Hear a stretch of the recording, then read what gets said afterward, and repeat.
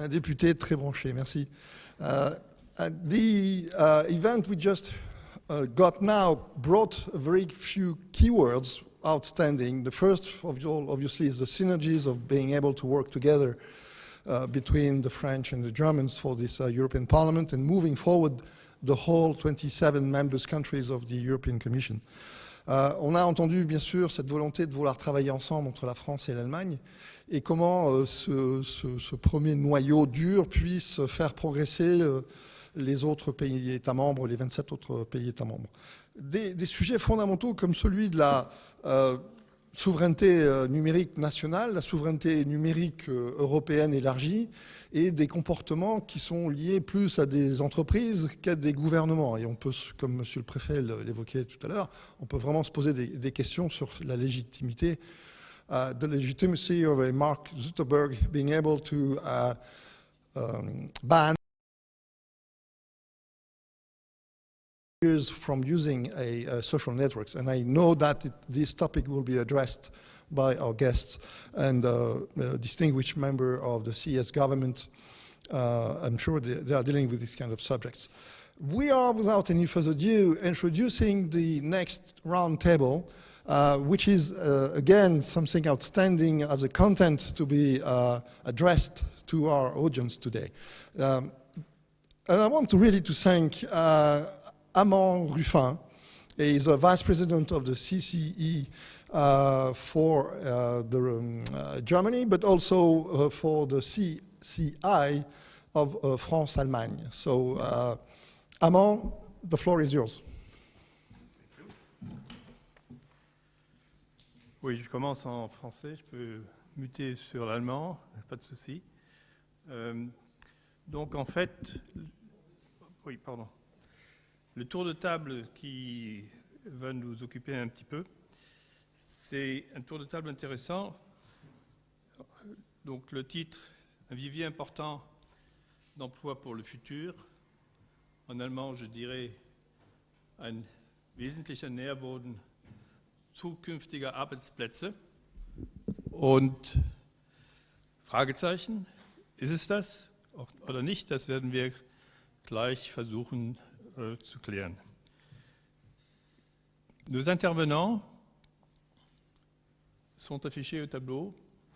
Nous avons le plaisir d'avoir le professeur Philippe Sluzalek, qui est le directeur de centre scientifique de recherche allemande pour l'intelligence artificielle, le DFKI, Deutsches Forschungsinstitut für Künstliche Intelligenz, à Saarbrück.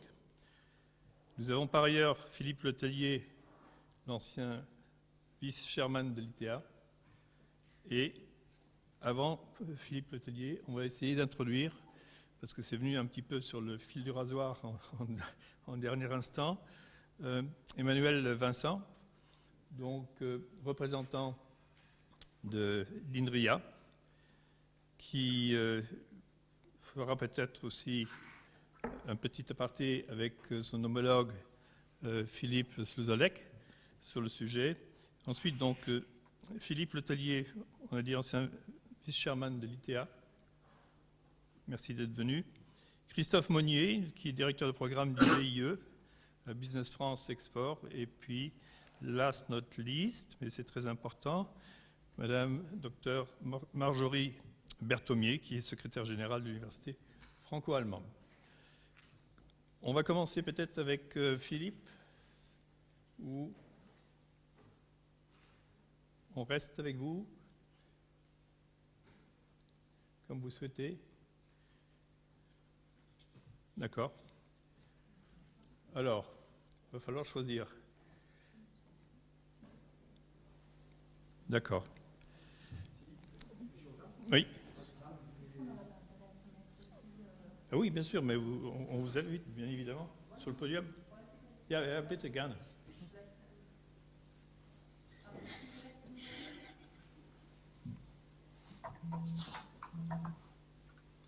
Allô? Et ça y est, c'est fait? Moi, je vois la vidéo et le son, normalement, il doit être OK. OK, désolé.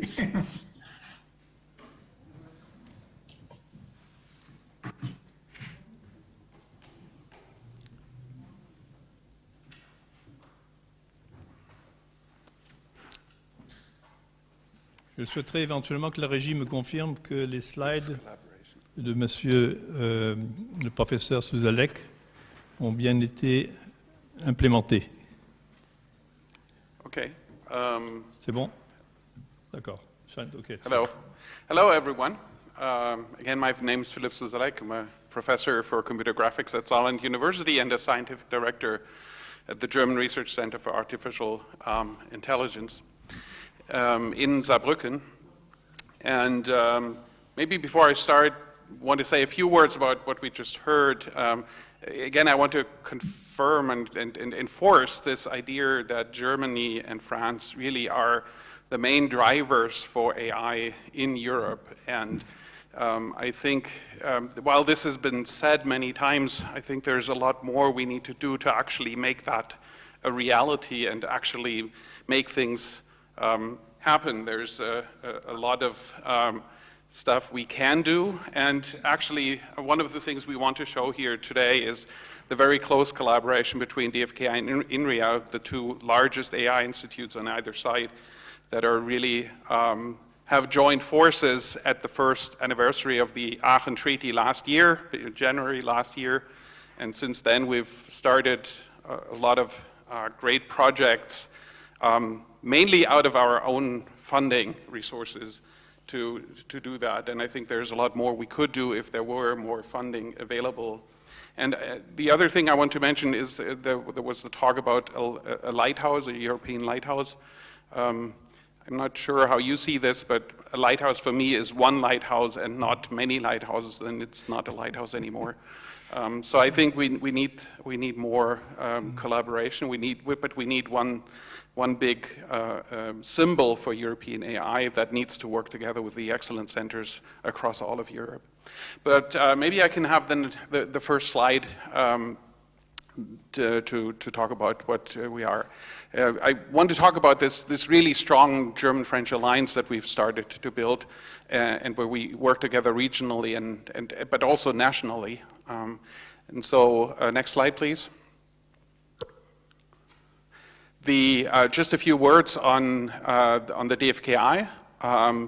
We are the largest AI independent research institute worldwide. We're 33 years old now, distributed across 6 sites in Germany. Saarbrücken, not far away from here, is one of the original sites. We have 24 research areas, each led by a professor at a scientific director. We have a number of competence centers that focus on specific areas.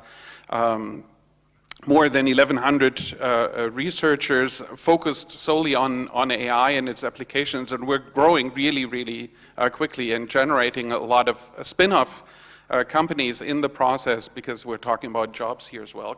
Next slide, please. DFKI really is, and that enforces this collaboration with industry. Can I have the next slide, please? Here you see the strong collaboration with industry. These are the shareholders. DFKI is a private company, a research company, a non-for-profit company, and all of those companies support us. It starts with the international big players like Intel and NVIDIA and Microsoft, Google, but also the car industry, the agricultural industry, the financial industry, many, many others. Next slide, please. Just talk a little bit about my group here. We have a strong focus on what we call trusted AI for which we can give guarantees in terms of safety, but also guarantees in terms of, so think about autonomous driving, not killing people, but also in terms of ethics, right? We need guarantees in terms of ethics. And we do this through developing suitable AI, explainable AI technologies on the one hand side, and what we call digital reality, creating simulations of the real world in order to train and validate and verify and certify AI systems. And all of that is using a lot of HPC. And in the following slides, and I will go through the slides very quickly, just to give you a couple of examples, Actually 20 years ago, we developed real-time ray tracing, which is a simulation approach for realistic scenes that you see here, which is widely being implemented now at Intel, NVIDIA, and AMD. And we actually got a technical achievement award, an Oscar for this earlier this year. Next slide. Next slide. The steel works here in Völklingen, not far away, is actually operated by a multi-agent system from DFKI for over 12 years now, so it's an older project. Next slide. We're working on applying AI in the sciences. And, so here you see an example with the Institute for New Materials, also on campus in Saarbrücken, about the 3D structures and the properties of materials, new materials. Next slide, please. We, together within DFKI, we have large collaborations about collaborative robotics, right? Bringing together humans and robotics, but here, we do that with the car industry. Here you see examples for intelligent human simulations in the production process, again with Daimler and Volkswagen, for example, as players, big players. And next slide. We do a lot of work in autonomous driving now, again, with the big players in those areas. So just to give you a little bit of ideas of what we're doing, of course, I don't have much time here. So next slide, please. So I want to take this picture a little bit to explain the bigger setting of a lot of this stuff. So there's a lot of local collaboration on campus where we have two Max Planck Institutes, right, the DFKI, the Max Planck, two Max Planck Institutes, the university itself. We now have CISPA, which was mentioned. But we do a lot of collaboration also with France on the regional level, with INRIA Nancy.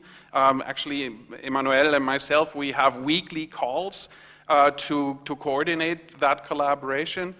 We're also, for DFKI and INRIA, the people who coordinate the activities on the national level. We just had, last week, we just had our steering board committee with the CEOs of INRIA and DFKI planning the next steps for that.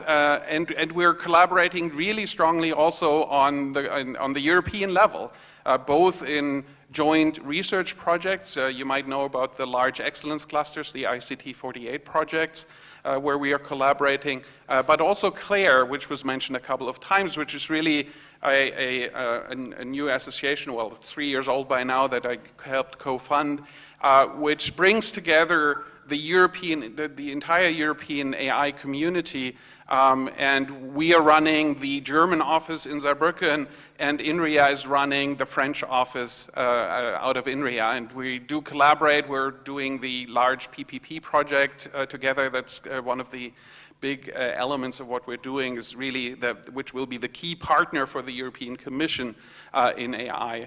And we're also collaborating on the international level. We're just discussing trilateral projects because we are working with Japan, INRIA is working with Japan. Now we are kind of, and of course we're talking together, and so we're bringing all of this together to really have an international collaboration. And you might know that European AI, the European Commission, has set up this collaboration with what they call like-minded countries. Japan is one of them, Canada is another one of them, Australia and others. So also there, this German-French collaboration with DFKI and INRIA is the key players. I think we're doing a lot of great work there. I'm sometimes disappointed that we can't do more. There's so much more we need to do, we could do, but I think we need more support for actually executing a lot of those things. And we need to move fast because, right, as you know, China and the US, all of those people, all of those, they are moving fast and we're falling behind because, yeah, we can discuss why. Thank you. Thank you. Mr. Vincent? Yes. I'm just waiting for the slide to show up. So, hi, I'm Emmanuel Vincent. I'm a senior research scientist with INRIA in Nancy, and I'm the deputy head of science of INRIA Nancy Grand Est.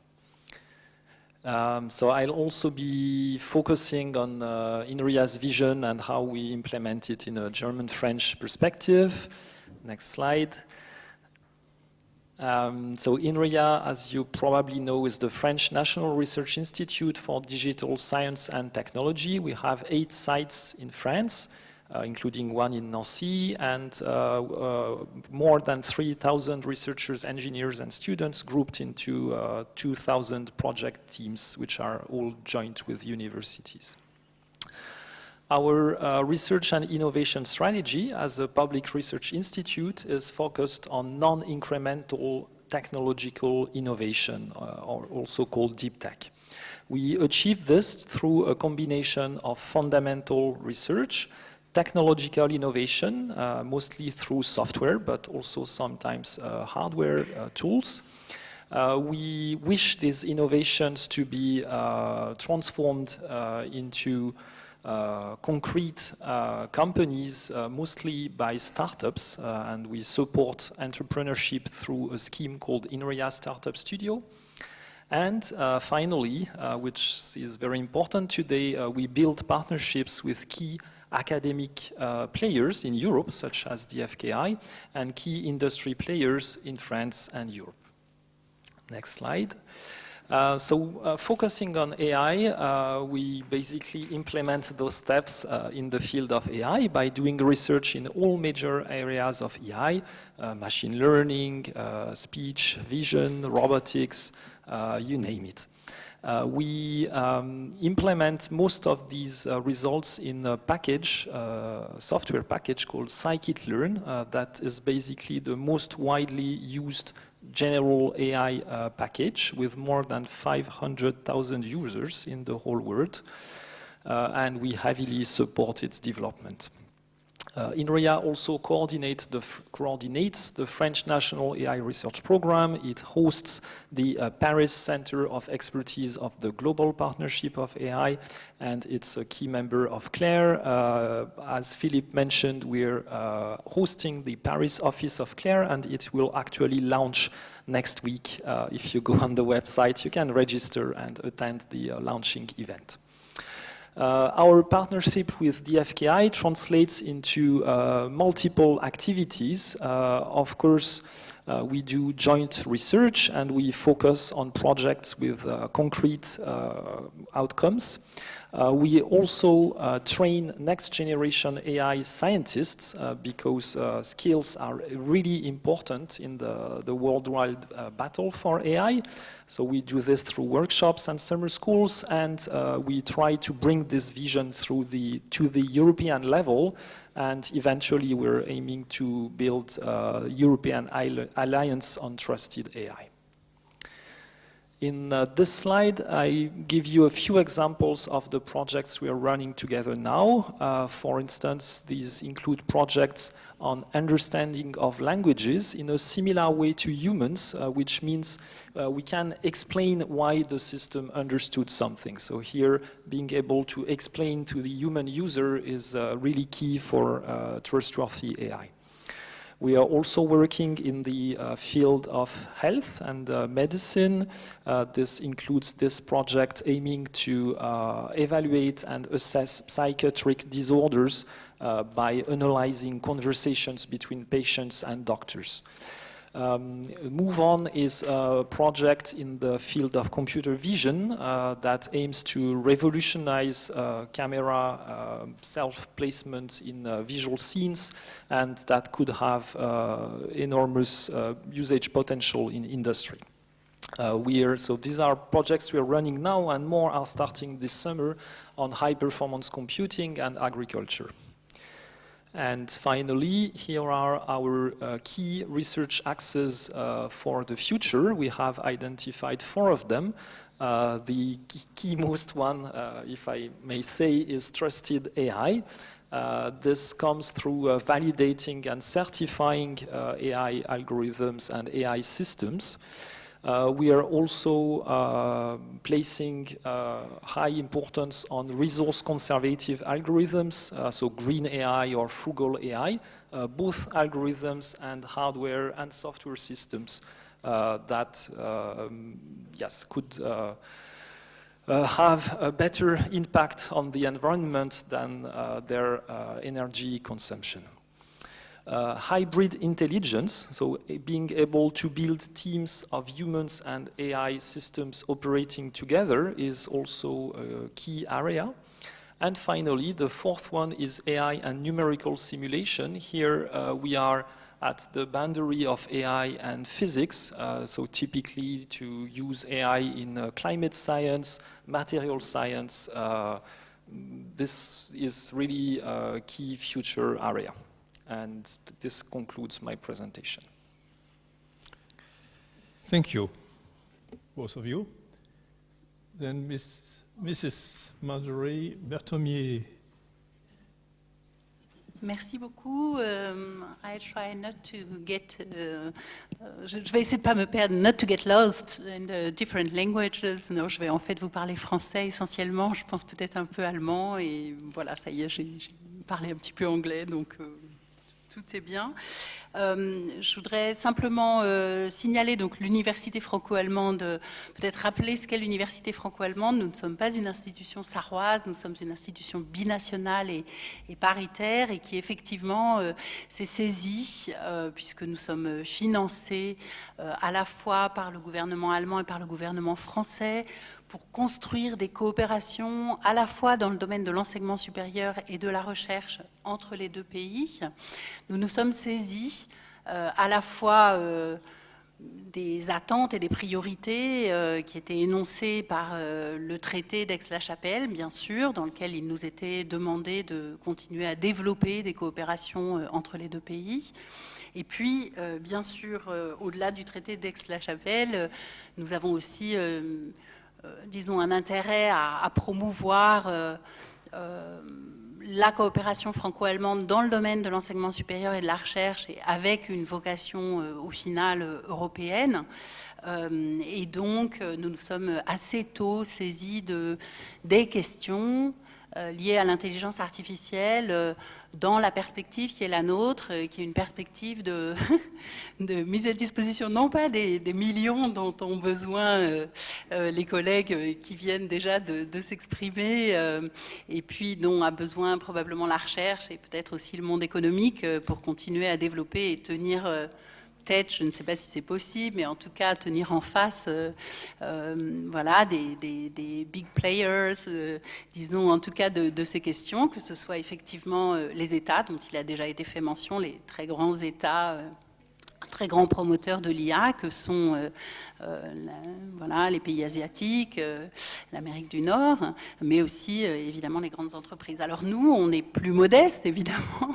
On travaille avec un budget de 13,5 millions, sur lequel 8 millions sont dédiés à la mobilité des étudiants, que, en revanche, nous formons en commun, de manière paritaire, ou plus exactement les 208 établissements d'enseignement supérieur répartis sur les deux pays, et puis un petit peu au-delà aussi, qui composent le réseau de l'université franco-allemande, voilà, des étudiants que nous formons.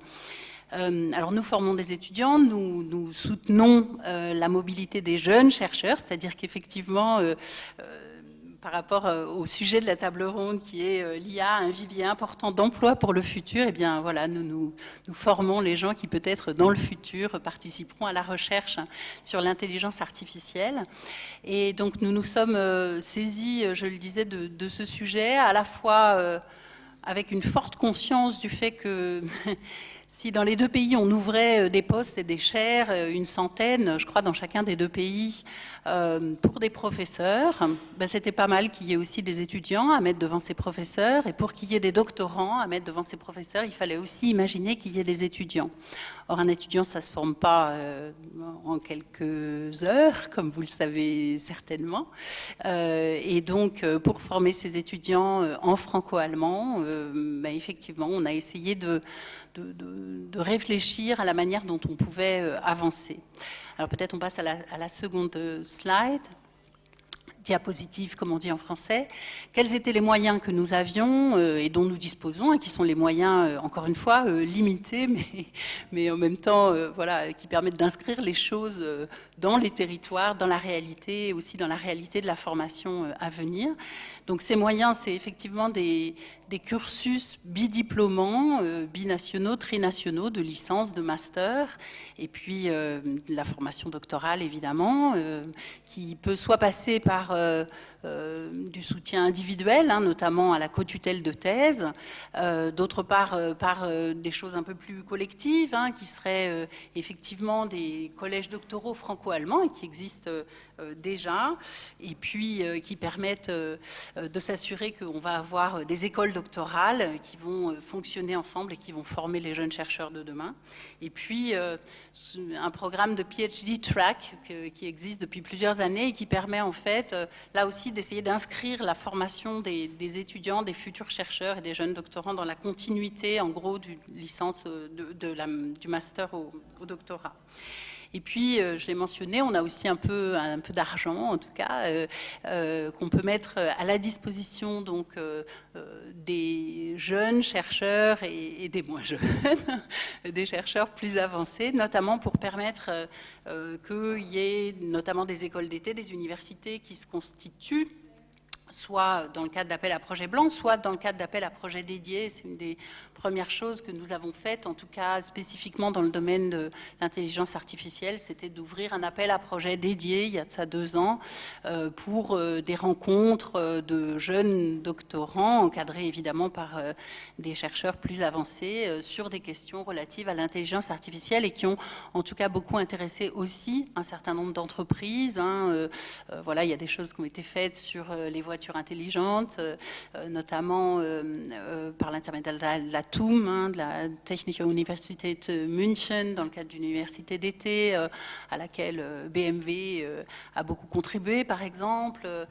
On a pas mal travaillé aussi, enfin l'une de nos coopérations dans ce cadre a pas mal travaillé avec Atos pour notamment travailler sur les questions d'apprentissage, machine learning, et puis on a pas mal, en fait, et dans cet appel à projet que nous avons lancé, auquel ont répondu à ce jour pour l'instant une quinzaine de coopérations, pour donc tenir des universités d'été.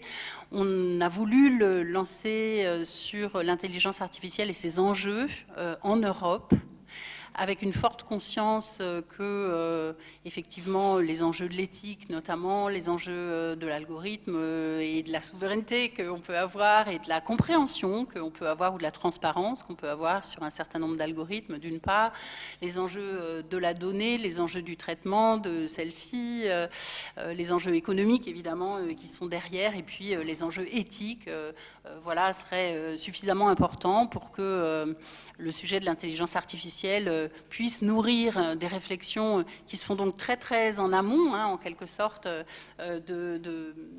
du niveau que représentent ici mes 2 collègues, mais puisse se faire justement chez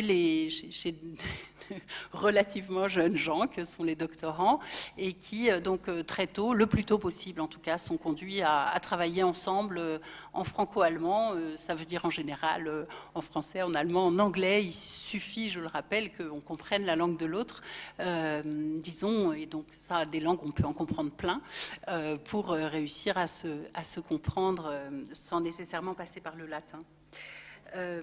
Peut-être, si on passe à la slide suivante, puisqu'il était quand même question de l'emploi, signaler donc qu'au-delà de ce que nous faisons, nous avons aussi bien sûr, nous effectuons un petit peu de travail politique et notamment un petit peu de travail, disons, d'expertise, de mise en commun des expertises, de mise en lien des expertises, et notamment, voilà, on a pas mal, nous, répété que l'INRIA et le DFKI, qu'on était allé voir assez tôt, voilà, étaient susceptibles d'être des portes d'entrée vers voilà, des formations, par exemple, qui devaient prendre place sur des territoires plus importants. Et puis, comme à l'université franco-allemande, on forme 6400 étudiants par an et que depuis 20 ans, voilà, ça a fini par faire 21 000 alumni, donc anciens étudiants qui sont présents dans tous les domaines de l'économie. Voilà, on a aussi conscience du fait qu'il faut former à plusieurs niveaux, en fait, et pas uniquement effectivement pour la recherche, mais qu'il va falloir aussi penser, si on veut que l'intelligence, enfin si on constate que l'intelligence artificielle, ce qui est le cas, hein, qui est le constat que nous, on a fait dans le cadre des manifestations scientifiques, si on constate que l'intelligence artificielle infuse dans tous les domaines de la société, aussi bien dans le domaine du droit, dans le domaine de la médecine, évidemment, bien sûr, dans les différents domaines de l'informatique, mais aussi dans les différents domaines de l'économie. Si on fait ce constat, alors ça veut dire qu'il faut former des gens qui vont pouvoir travailler, pouvoir en comprendre les enjeux, et qui vont aussi pouvoir travailler, comme le rappelait tout à l'heure l'un des intervenants de la table ronde précédente, effectivement, dans l'ensemble des entreprises, quelle que soit leur taille et quel que soit le niveau auquel on se place. Donc on est effectivement à la fois dans une logique de préparation de futurs chercheurs, mais aussi dans une logique de préparation à l'emploi, et donc aux différents emplois, disons, aux différents niveaux auxquels peuvent être recrutés les anciens, disons, des cursus, voilà, qui sont... donc nous, on fait l'expérience que quand on s'est formé en franco-allemand, en général, on est bon pour l'Europe. Et puis après, on est bon pour le monde, parce qu'en général, on s'est déjà confronté à de l'altérité. En général, on parle 3 langues au moins, disons le français, l'allemand, l'anglais. Je laisse de côté la question du latin. Mais en revanche, effectivement, on a des opportunités d'emploi qui sont beaucoup plus importantes, disons, en tout cas, que si on s'est formé que dans un seul des 2 pays. Et donc, pour nous, c'est aussi un enjeu, disons, en tout cas, en termes d'emploi, que d'arriver à créer des formations.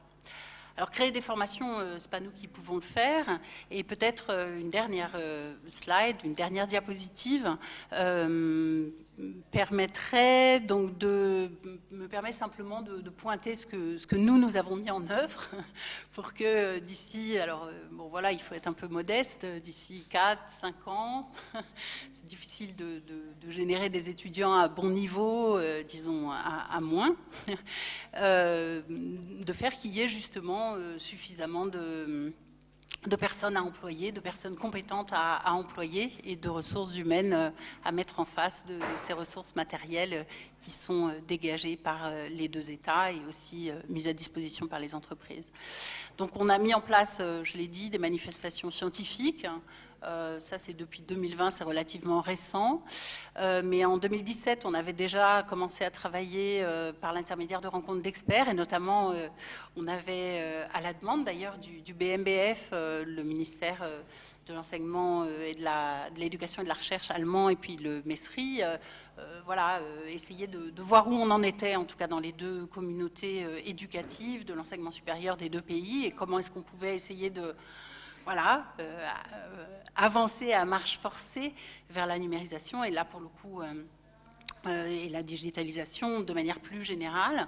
Et là aussi, je peux rejoindre ce qui a été dit précédemment, à savoir que le Covid, qui n'a pas fait que du bien, évidemment, à la mobilité, particulièrement des étudiants, particulièrement entre les 2 pays, évidemment, a été en revanche un accélérateur, évidemment, de l'imprégnation, de l'implantation, en tout cas des questions numériques, notamment dans l'administration universitaire. Et donc, voilà. C'est un point important. On a effectivement organisé une seconde série de manifestations, en tout cas de rencontres d'experts sur éthique et intelligence artificielle, voilà, à laquelle plusieurs experts franco-allemands avaient participé. Et puis, tout à l'heure, il a été aussi mentionné le niveau des startups, et je pense que c'est aussi un niveau qui est très important, notamment parce que la culture entrepreneuriale est de plus en plus, et à juste titre, disons, les étudiants en tout cas se l'approprient de plus en plus, et donc c'est important là aussi d'être présent sur ce créneau, ce sur quoi on a essayé d'être présent en tout cas. Voilà. Peut-être un dernier point. C'est important aussi pour nous que la culture de l'intelligence artificielle soit aussi une culture qui soit élargie. Et donc, on a aussi porté, avec l'appui des 2 ambassades, l'ambassade de France en Allemagne particulièrement, un certain nombre de séries de manifestations et de débats, de discussions qu'on a soutenu en tout cas dans les différents établissements, pour permettre aux étudiants, là aussi, de réfléchir et pour que justement cette question soit aussi une question qui soit une question sociale, une question environnementale. Comme vous le savez, les étudiants de nos jours sont préoccupés d'environnement aussi quand il s'agit d'intelligence artificielle, aussi quand il s'agit de ressources matérielles et aussi quand il s'agit de consommation énergétique. Et donc, voilà, on a essayé de porter en tout cas ces sujets avec l'idée que d'ici quelques années, voilà, on aura davantage une culture plus élargie et qu'on aura réussi à fournir, en tout cas, aussi bien aux entreprises, à l'économie qu'au monde de la recherche, les futurs collaborateurs et collaboratrices dont ils auront besoin. Merci. Merci beaucoup.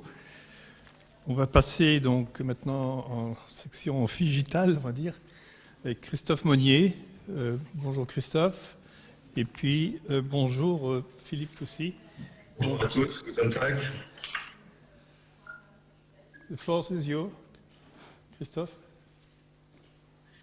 Bien, puisqu'il s'agit d'un forum franco... alors je m'entends en double, alors je vais couper mon son. Voilà, donc puisqu'il s'agit d'un forum franco-allemand, donc je vais faire ma présentation en français et puis les slides qui seront diffusés à l'écran seront en anglais. Je suis vraiment ravi d'être parmi vous aujourd'hui, ne serait-ce qu'à distance, parce qu'on est sur un sujet important de la coopération entre la France et l'Allemagne, et puis un sujet qui a été bien sûr évoqué à de nombreuses reprises, très stratégique sur l'intelligence artificielle. Alors, est-ce qu'on peut diffuser les premières slides? Voilà. Donc, je propose tout d'abord de vous présenter rapidement ce qu'est le volontariat international en entreprise, puis ensuite la manière dont cet outil peut être utilisé justement dans une optique de formation et d'identification des talents d'aujourd'hui et de demain dans le domaine de l'intelligence artificielle. Donc, vous pouvez passer la slide. Donc, le programme VIE, il a été créé par une loi en France il y a une vingtaine d'années, à la fin du service militaire, puisqu'il s'agit d'une forme de service civil qui permet à des jeunes Français, mais aussi des jeunes Européens, y compris donc des jeunes Allemands, de partir en mission à l'étranger pour le compte d'une entreprise basée en France. Donc, c'est ouvert à tous les jeunes entre 18 et 28 ans, sans condition de diplôme, et leur mission peut durer de 6 à 24 mois. Vous pouvez avancer dans la présentation. Donc, le statut du VIE, il est public. Il n'y a pas de lien contractuel entre le et la société. Donc, un jeune VIE, volontaire international en entreprise, n'est pas un salarié de l'entreprise. C'est Business France qui s'occupe de tous les aspects administratifs d'une mission à l'international. On peut continuer. Donc, on a plusieurs avantages du VIE.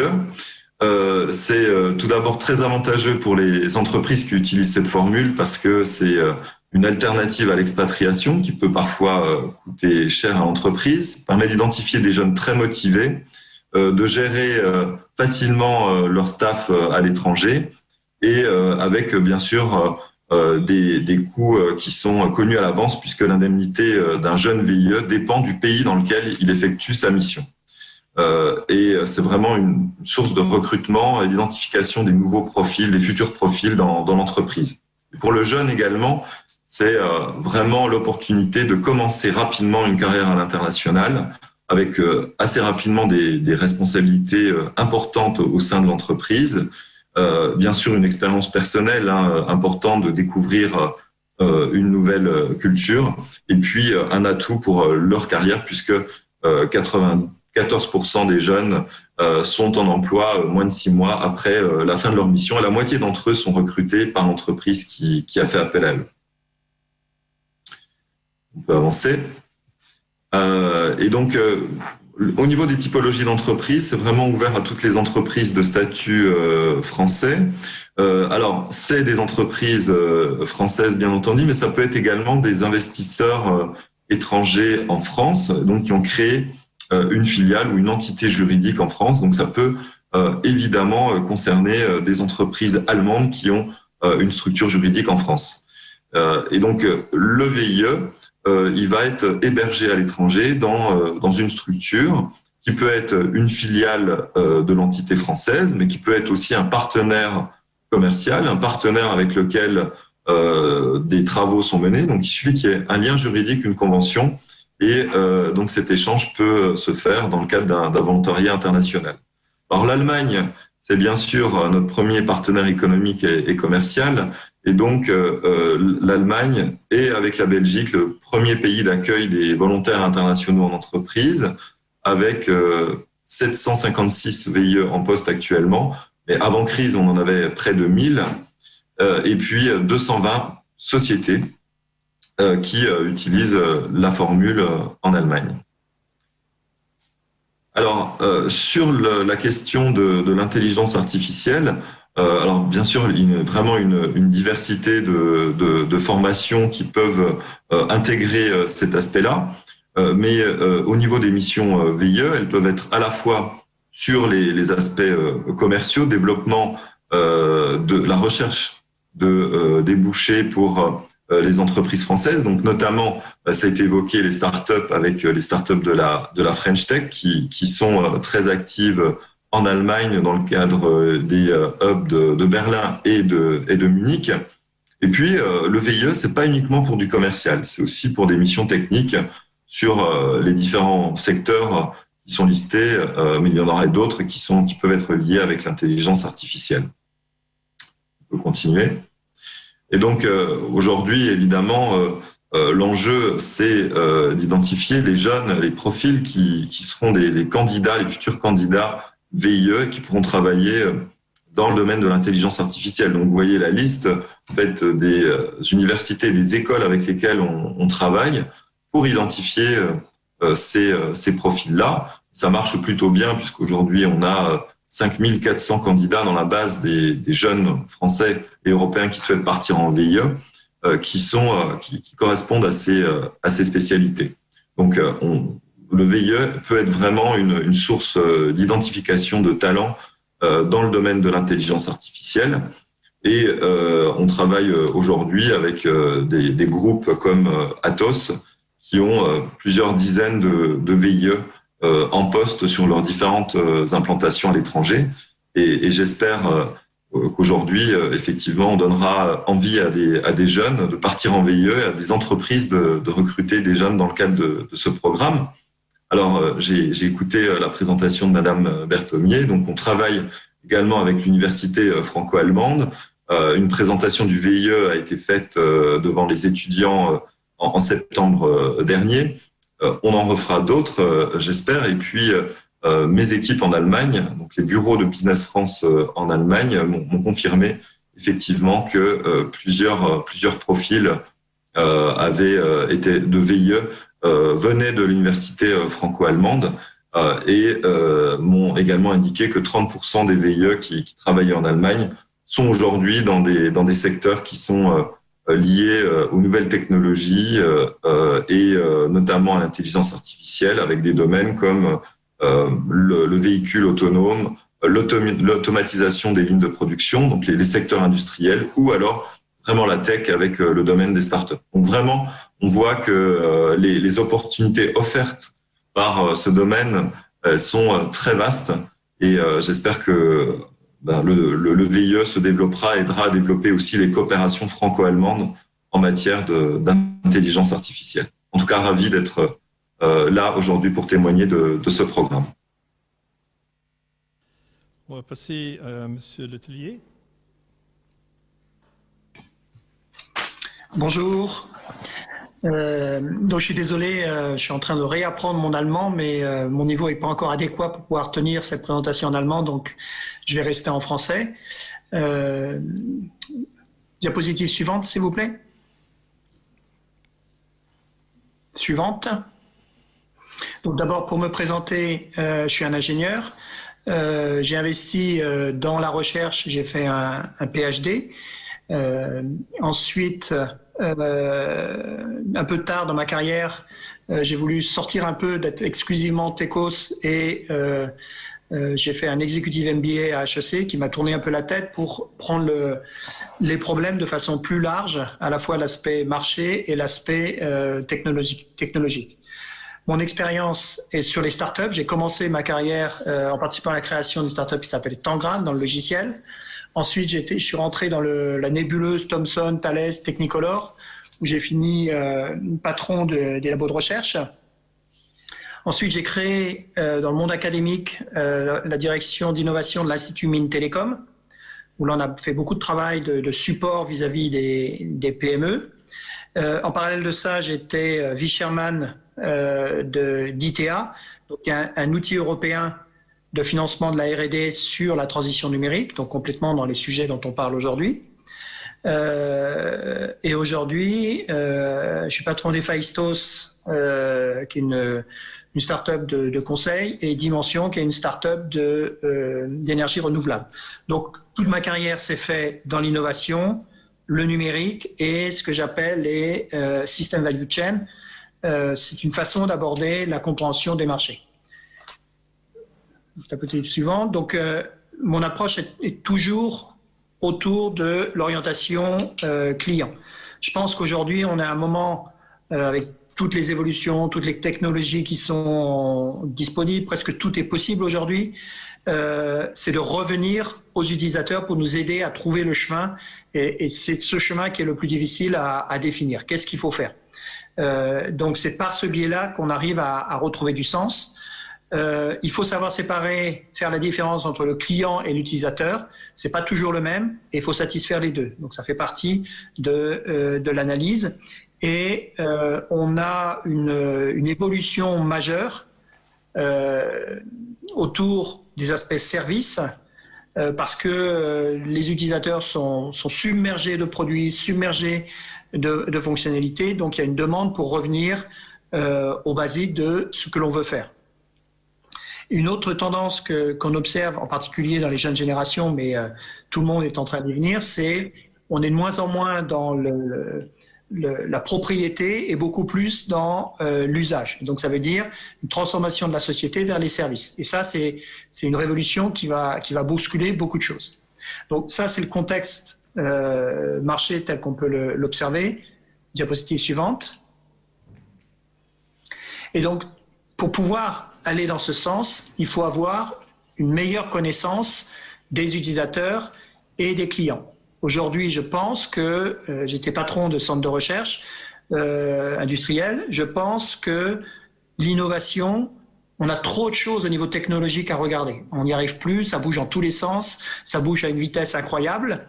Il faut arriver à refiltrer tout ça avec une meilleure compréhension de l'évolution de la société et de l'évolution des besoins. Et ça s'appelle les données. C'est par les données qu'on arrive à mieux comprendre. Et donc, il y a un enjeu majeur d'acquisition de données et on est encore très loin on a encore beaucoup de chemin à faire là-dedans, en particulier dans les industries très traditionnelles qui se vivent le numérique, c'est pas mon sujet. Le numérique, c'est le sujet de toutes les entreprises. Et aujourd'hui, il y a un enjeu sur beaucoup de nos territoires pour aider ces boîtes-là qui se sentent loin du numérique à prendre ça en main. Et une fois qu'on a les données, on peut rien faire si on n'a pas les données. Une fois qu'on a les données, alors commence tout un travail qui est à peu près sans fin, où on va, à partir des données, extraire, essayer de prédire des choses, et avec l'intelligence artificielle, aller encore plus loin sur la compréhension de ce qui est en train de se passer. Et ça, on voit qu'on est très très loin de notre propre intelligence, donc on en a pour quelques dizaines d'années à travailler sur ces sujets. Donc le trésor fondamental, c'est la donnée. Toutes les compagnies, non, j'ai pas tout à fait fini, toutes les compagnies, toutes les entreprises génèrent de la donnée, beaucoup la négligent. Ne savent pas trop quoi en faire, ne l'acquièrent pas, elle est accessible mais ils ne la gardent pas. Donc là, on a déjà un premier sujet pour l'IA, c'est de faire que l'ensemble des entreprises au niveau européen acquièrent ces données. Et ça, on parle de création d'emplois, c'est un moteur de croissance pour tous les territoires. Dans tous les territoires, il y a des entreprises qui sont très traditionnelles et qui n'exploitent pas ce gisement. Ensuite, sur l'intelligence artificielle, les algorithmes sont clés.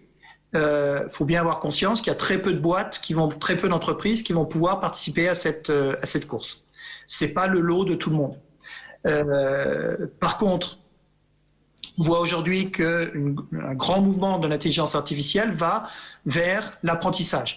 Et l'apprentissage, ça requiert une masse de données importante. Et là, on a un challenge. On a déjà perdu une grande partie de la bataille. Tous les grands, que ce soit les Google, les Alibaba, enfin tous les grands qu'on connaît, ont déjà accumulé des données colossales. Et même nos grands en Europe sont des nains par rapport à ces joueurs-là. Donc l'enjeu qu'on a, et j'en ai entendu parler dans la session précédente, c'est d'aller vers du partage de données pour atteindre des tailles qui sont, on va être loin des géants américains ou chinois, mais qui font que nos algorithmes vont être à la même hauteur que les algorithmes de la compétition. Parce que c'est un croisement entre l'algorithme et la masse de données qui a permis d'apprendre. Donc là, il y a un enjeu qui est majeur et qui se joue au niveau européen. Là, on est sur un séminaire franco-allemand. C'est fondamental. La France et l'Allemagne sont les deux locomotives de l'Europe, mais la France et l'Allemagne, c'est pas l'Europe. Il faut vraiment que la France et l'Allemagne emmènent tous les autres. Et à travers ITEA, j'ai eu la chance de voir des choses magnifiques en Suède, en Hollande, en Belgique, en Finlande et dans des tas d'autres pays. Donc l'enjeu du groupe franco-allemand, c'est de relancer cette dynamique européenne, puisque c'est la seule taille qui peut rivaliser avec les deux autres joueurs majeurs que sont la Chine et l'Amérique. Et donc les partages de données, ça doit jouer à ces niveaux-là pour avoir de la taille, pour permettre le bon niveau d'apprentissage. Là encore, par rapport à le sujet étant la création d'emplois, faut pas faire le miroir aux alouettes. Il y a très peu de territoires qui vont être capables d'être à la hauteur, à la pointe sur la création algorithmique. Ça nécessite un très haut niveau académique, mais pas seulement. Il faut aussi, sur le même territoire, un écosystème, une culture de start-up suffisante pour être capable, sitôt qu'il y a une bonne idée, de se l'approprier et la transformer en quelque chose qui va avoir un impact. Donc, d'un côté, les données, tout le monde est concerné. L'exploitation des données à travers l'intelligence artificielle, toutes les entreprises, tous les territoires sont concernés, et je dirais principalement les territoires avec des industries traditionnelles, parce que les autres sont déjà, la dynamique est déjà lancée, mais j'ai vu beaucoup d'industries traditionnelles qui n'ont pas démarré. Et ça, c'est un drame et ça va nous coûter très cher. Suivant. Alors, il y a un concept qui est très mal nommé, qui s'appelle le low cost. Il a été nommé comme ça parce que ça a été le démarrage de cette approche. Les Japonais sont arrivés et ont bousculé les Européens avec des produits pas chers. Les Coréens sont venus, les Chinois sont venus. C'est plus suffisant. Le low cost, c'est pas simplement du bas prix. Le low cost aujourd'hui, c'est en fait des produits les plus adaptés aux besoins du client. On met dans le produit exclusivement ce que le client a demandé et rien d'autre. On n'en rajoute pas. On rajoute pas toutes les beautés que n'importe quel chef de service technique veut avoir parce que c'est beau, parce que c'est bien. C'est pas le sujet. On fait au plus simple. Et le résultat de cette simplicité, c'est un meilleur niveau de qualité. Et il y a le fameux cas de Dacia où la qualité mesurée des automobiles Dacia est la meilleure de tout le groupe Renault. Et c'est pas parce que les ingénieurs sont meilleurs, c'est parce que ils ont fait un choix de simplicité qui fait que les produits marchent mieux. Et l'autre dimension, c'est l'adaptabilité, parce que quand il y a quelque chose de simple, Et je me rappelle de Niels qui expliquait que s'il était en avance au niveau innovation par rapport à Orange, c'était simplement parce qu'il n'était pas capable de faire des choses très complexes et que donc il était capable de les bouger très vite. Donc cette simplicité, elle est au cœur du concept de low cost et fait la différence. Et le low cost nécessite de plus en plus de données parce qu'il faut comprendre ce que veut le client, et ça c'est le sujet le plus difficile de toute l'industrie et en particulier du low cost. Et cette connaissance, ça vient d'abord des données, ensuite de l'IA et des data science. Next one. Suivant, pardon. Alors, ce qui vient derrière, c'est le développement durable pour le low cost. Donc, ça surfe sur cette demande d'usage plus que de propriété, donc de transformation de la société vers le service. Ça surfe sur cet aspect produit extrêmement simple qui se décline en moins de matériaux, moins d'énergie, moins d'eau, enfin tout ce qu'on mesure pour assurer que notre développement est durable. Donc ce mouvement-là, il est déjà lancé, on l'observe un peu partout. Et je dirais, il y a une autre étape qui a besoin d'être regardée parce que sinon ça ne sera pas durable, c'est ce que ça entraîne au niveau conditions de travail. C'est-à-dire que le low cost a optimisé les besoins pour les clients, les utilisateurs, mais il y a une autre population qui est la même, c'est les mêmes individus, mais dans un autre rôle qui est les producteurs de ces produits low cost. Et à l'heure actuelle, quand on voit les Deliveroo, les Uber, etc., c'est des conditions qui vont pas tenir. Enfin, on voit bien les tensions sont en train d'arriver de partout. Et donc là, il y a un challenge dans le low cost de prendre en compte aussi l'amélioration de la production. Donc là, c'est un challenge qui est complètement ouvert pour l'instant. Prochain, c'est terminé. Donc, je voudrais dire deux, trois choses en réaction à ce que j'ai pu entendre. Donc, il y a cette notion, la taille, la cible, l'ambition qu'il faut avoir, c'est pas le national, c'est l'Europe. L'Europe, c'est vraiment le minimum qu'on doit jouer. Et l'Europe, c'est pas la France-Allemagne. France-Allemagne, c'est les deux leaders, c'est ceux qui emmènent. Mais notre responsabilité, pour notre intérêt et pour notre responsabilité vis-à-vis de l'Europe, c'est d'emmener l'ensemble des pays d'Europe. Là, il y a un gros challenge. Et la vitesse d'évolution dans l'IA est telle, et l'ampleur de l'impact est telle que c'est pas en millions dont on parle, c'est en milliards. Si on n'est pas ambitieux à ce niveau-là, ben on joue en troisième catégorie et il faut regarder le Bangladesh ou des pays comme ça, mais on sera pas au bon niveau. Donc, on ne peut pas espérer ce niveau d'argent des États, surtout qu'ils viennent d'en donner je ne sais pas combien avec le Covid. Donc, il faut que l'État lance les choses, mais il faut mobiliser l'industrie pour arriver à ce niveau d'argent. On a besoin de recherche fondamentale parce que sur ce sujet-là, on est encore très, très loin du niveau qu'on peut atteindre, mais on a aussi besoin d'investissements massifs, industriels, court terme. Ça me paraît complètement clair. Il y a un challenge qui est majeur là-dessus. Dernier point, moi j'habite en Bretagne. En Bretagne, on sait ce que c'est qu'un phare. Des phares, on en a sur tous les points chauds. Donc je ne crois pas à un phare unique, gigantesque, au milieu de l'Europe. C'est pas comme ça que ça marche, à mon sens. Des points chauds, il y en a en Finlande, VTT, il y en a en Hollande, TNO, il y en a en Belgique, l'IMEC, enfin il y a des tas de structures. Donc l'alliance INRIA, DFKI, elle est magnifique. C'est deux grands acteurs majeurs en Europe de l'intelligence artificielle. Ça peut pas être le seul phare massif et on peut pas construire un monstre avec tous les grands instituts européens. Ça tiendra pas. Vaut mieux laisser les gens, INRIA, DFKI, là, ont eu l'intelligence de créer une bonne alliance. Il faut laisser les autres créer les bonnes alliances. Il faut qu'on ait, je ne sais pas combien de phares en Europe, mais un certain nombre qui couvrent toutes les grandes zones de création. Merci beaucoup Philippe, merci beaucoup Christophe. Merci. Pour ces présentations très pertinentes et très, très claires. Y a-t-il des questions encore à poser entre vous ? J'aurais une question là. Bonjour, Bruno Roth, conseiller du commerce extérieur de Lorraine. Bonjour. Une question, un constat et éventuellement une information. Madame Berthomier, vous évoquiez la coopération franco-allemande. Est-ce que dans le cadre de cette coopération, vous l'ouvrez éventuellement à d'autres pays? Est-ce qu'éventuellement des étudiants venant de l'étranger, d'autres pays que la France et l'Allemagne peuvent participer ou aux universités d'été ou voire aux formations? Alors oui, la réponse est oui. Très Voilà. bien.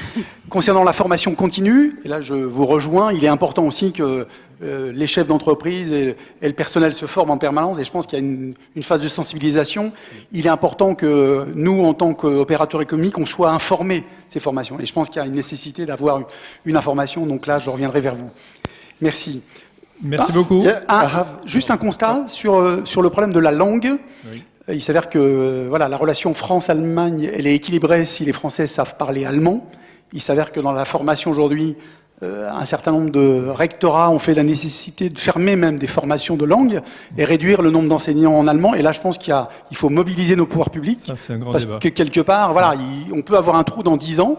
Il s'avère qu'aujourd'hui, il est vrai que beaucoup de gens, de par leur histoire, leur famille, parlaient allemand. Mais au jour d'aujourd'hui, si on n'est plus dans une formation, donc là, je vais au-delà de la formation universitaire, mais je veux dire la formation très en amont pour remobiliser les gens au niveau de la langue allemande. Juste un point pour signaler que en fait, la formation en langue n'est pas seulement une question de formation anticipée, scolaire, mais qu'effectivement, elle aussi, elle peut tout à fait Continue, s'inscrire toujours. dans la formation continue. Et puis dernier point, et là je un petit clin d'œil à Christophe, bonjour. Christophe, il s'avère qu'au niveau de la région Grand Est, il y a donc un abondement au jour d'aujourd'hui, là, lorsque vous prenez un VIE, la région Grand Est cofinance à 50%. Le VIE dans le cadre du plan de relance export, donc là c'est aussi un appui financier important qui devrait mobiliser nos entreprises. Là. Voilà, merci Christophe pour ta présentation. Merci à tous. Oui, merci Bruno. I have a very Pour short préciser les question choses. for Philippe Letellier. Sorry. Very quick one, just to understand the size of the budgets that you were providing or you were authorizing on the ITEA. I mean, are we talking 20 million euros project? Are we talking 200 million euros project, or the scale of what you were saying of a couple of billion euros? What was the average, and can you maybe give us a sample of, in the car industry, the German car industry, for instance, or the French car industry, what kind of typical AI project you've been able to fund at ITEA? Yes. So the average size of an ITEA project is 150 man-year. So rather a large project funded, I would say 50-50 by the state, the different states, and by the industry side. So to give some example of AI projects that has been funded, one set of projects, not one, it's a family of project, is around modelization. More and more, we are building a digital twin to be able to forecast how your product, how your production line will behave. And for that, we are building simulators which are becoming larger, more and more complex. Such a level that we are no more able to design it in one time. So there is a project which was called Modeliza and a set of projects around it who have designed a framework and a set of API to allow the design of simulator like a set of modules. And I give you an example. We were working with Daimler. They want to have a full digital twin of their car. And for that, there is the big modelization of the 3D design of the car. And Dassault Systèmes is is worldwide leader at this level. But for Daimler, they want also to have a very specific modelization of the noise when you slap the door. So it appears very small problem, but for the product, for the brand image of a Daimler, if when you slap the door, you have the same sound as a Fiat or another car, is unacceptable. So they need this simulator. This simulator is designed by a small German SME who have tens of years of know-how on this topic, which is inaccessible to Dassault Systèmes. And if we were not able to build a global simulator with a piece from Dassault Systèmes, a piece from these SMEs, we are not able to respond to the demand of Daimler. So there they have developed the full infrastructure, and over that a set of AI layer to try to understand and to forecast the behavior. That was a budget of how much? In this. That was a budget of what? 150 million euros? 150 man years, so it's, let's say, 20 million euro. Okay, so that was a small one. Okay, thank you. For one project. For one project. Thank you very much. Now we are moving to AI and art. So the floor is dedicated to Nathalie Meusy and Yannick Manger, and of course Gilbert Révéron. Thank you for you coming and for your contribution. Thank you.